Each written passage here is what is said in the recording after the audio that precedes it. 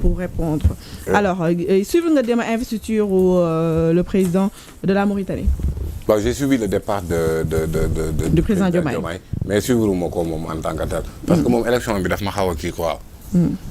Bon. Son principal opposant mi ngi à Dakar de nee nañu les élections ont été truquées. Ouais, bon, il y a beaucoup d'irrégularités yi nga xamante ne moom c'était flagrant. Mais bon, que vaut le niveau démocratique des régimes comme Mauritanie?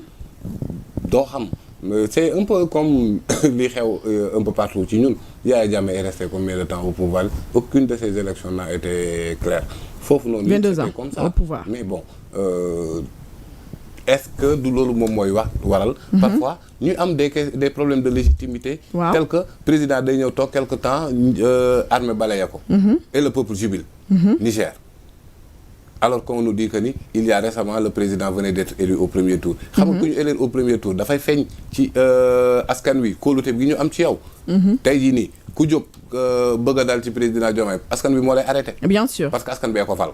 Donc boo demee toog foo xamante ne aussi askan wi falu la wala légitimité ba war amoo ko sa bopp ngay nax rek. D'accord. D'autant plus que lui il a emprisonné son prédécesseur. Le président boo xam ne c'était son mentor en même temps. Alors Mali aussi gis nañ ni am na fa attaque bu mag nga xam ne beaucoup des éléments du FAMA faat nañ leen fa bokk ci sax ñi nga xam ne mooy waa Wagner Wagner aussi am na plus de 50 de leurs éléments yoo xamante ne rey nañ leen donc on pensait que vraiment Assimi Goïta ak troupam nitam bi jëfan nañu li nga xam ne mooy mainmise ci territoire malien bi yëpp mais gis nañ ni c'est tout à fait le contraire dafa mel ni ba léegi lu ñu nit ñi doon ruumandaat foogoon ni c'était de l'histoire ancienne ba léegi ay foyer de tension mi ngi nekk dans le nord du Mali ba léegi. Man dama soutenir l'initiative Wagner au Mali parce que dama xam danger bi constitué l'armée française mais par contre j'avais dit à l'époque que ni am na risque déjà Wagner milice privée la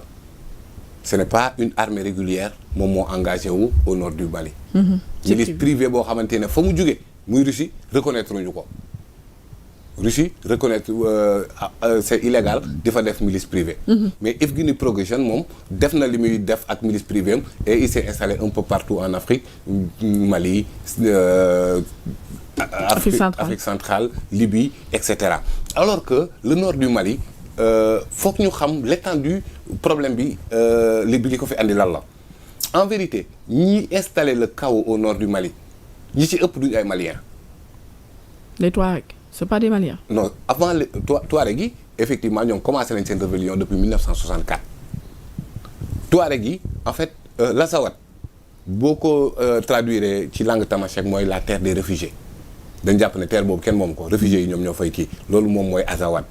Alors 1964 ba léegi ñuy xeex indépendance mënu suñ contrôler benn mètre carré.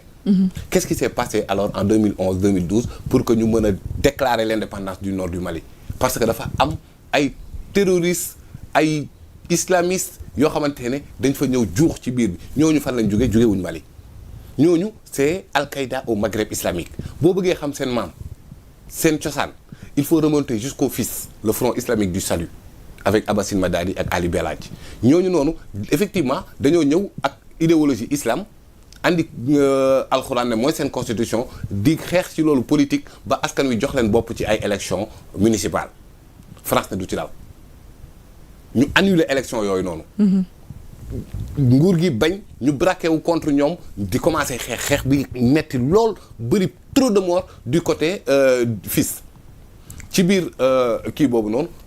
ñu ne léegi nañ négocier autour d'une table alors am ci biir FIS ñoo xamante ne nee nañ ñii nga xamante ne rey nañ ay junne ci suñuy ñooñ mënuñ négocier ak ñoom ñu génn ñoom Abassine Madani ak Ali Belhadji dem négocier ji ñu génn ñoom ñoo créé GIA groupe islamique armé plus radical GIA boobu noonu ak ñoom Jamel Zitouni di continuer xeex bi mais xeex bu metti boo xamante ne nit ñi di def il s'en prend même à la population civile donc finalement ñoom it ñu commencé perte crédibilité ci seen radicalisme boobu noonu ci la beneen fraction génne tuddee boppam GSPC le groupe salafiste pour la prédilection et le combat avec Hassan Khattab ñooñu ba ñuy commencé di xeex nag ci diggante bi attentat 11 septembre yi am Ben Laden devient un héros sur le plan du terrorisme Al-Qaïda daal samp Al-Qaïda sampu ab Al-Qaïda tàllal leen loxo ne leen kaa leen ñu tissé benn alliance parce que yéen zone boobu ngeen nekk am na solo ñu tissé alliance looloo tax le GSPC prend le nom de Al-Qaïda au Maghreb islamique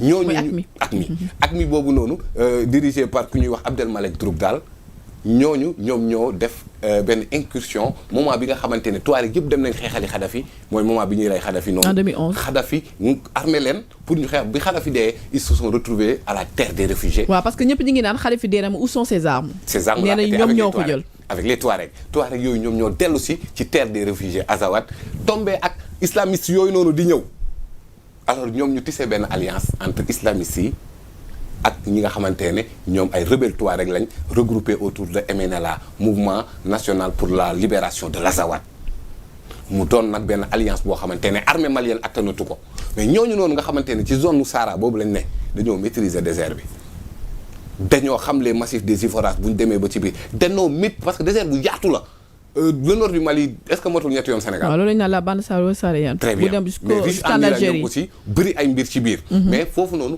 dara amu fa du hôpital bu baax du école bu baax du dara. maanaam le régime central malien dafa mel ni daf ko abandonné woon. donc parce que dafa sori Bamako moo tax ils sont coupés carrément du Mali. kon mën nga comprendre seen frustration. sentiruñu li nga xamante ne mooy autorité malienne. léegi nag ñooñu ñëpp bi ñu dajaloowee pour xeex l'armée malienne ne peut pas tenir.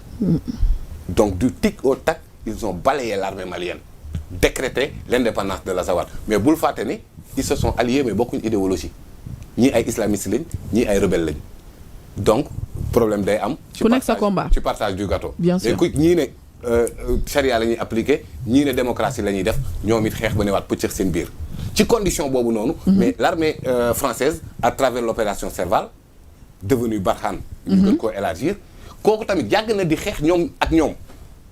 mais malgré xeex ak ñoom boobu yëpp moom mooy xam nga MNLA ci suuf parce que les accords d'Alger ñoom ñoo ko ba pare di piller waale en même temps les ressources léegi nag armée française boobu noonu malgré yu muy def noonu yëpp bon na mais moom it maîtriser na terrain bi nga jékki-jékki rek balayee leen andi Wagner bi nga xamante ne gars yi ñoo leen gën a maîtriser terrain bi ña ñuy xeexal ñoo leen gën a maîtriser terrain bi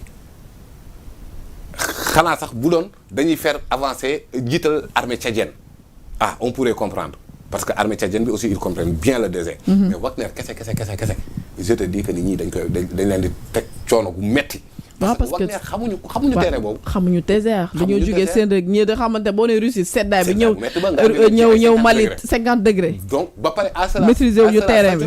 maîtriser wuñu terrain inconnu la. moo tax nga gis à un certain moment donné au milieu Mopti Amadou Koufa et ses milices Peul. parce que ce sont des islamistes aussi. mais di def ay exactions yu metti di prendre du terrain. et c'est très dangereux parce que c'est à la porte de nos frontières. suivez mon regard. yaa ngi fàtte tuerie bu fa amoon entre les Peul et les Hausa. mais yooyu la.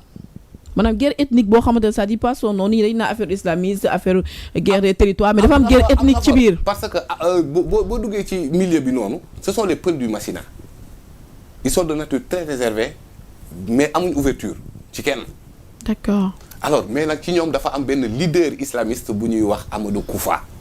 waaw il est Peul mais il est islamiste aussi donc xeexam c'est pour islamiser zone boobu noonu. ñeneen Touareg yi nga xamante ni ña nga ca kaw ak les comment ça s'appelle encore les Algériens. ñoom le borgne mooy Mokhtar Belmokhtar. le borgne parce que. il a été touché ci bët bi. bu muy nekk xeex foofu ci Afghanistan. ak ñoom Abou Zaïd. Mokhtar Belmokhtar Abou Zaïd Yad Gali bi nga xamante ne nag tey jii nii jàpp naa ne moo gën a waral cool parce que ñooñu ñëpp rey nañ leen mais Yad il est Touareg mais il est islamiste aussi bokkul MNLA c'est un islamiste te Yad il était ci biir système gouvernemental bi la bokkul il était ambassadeur du Mali fële ca Arabie Saoudite donc am na ancrage local parce que ñële ne leen mën nañ leen xeex ne leen ay Algériens ngeen génn leen fi mais Yad kenn mënu koo wax loolu. autochtone nekk un Touareg ba pare xam zone boobu noonu et ñi nga xamante ne ñoom ñoo fa nekk ils partagent cette même culture pour que nga mën a percer. day kii donc Wagner en définitive Wagner mënul dara foofu. non ils sont je en pense terre ils voilà. sont pas conquis.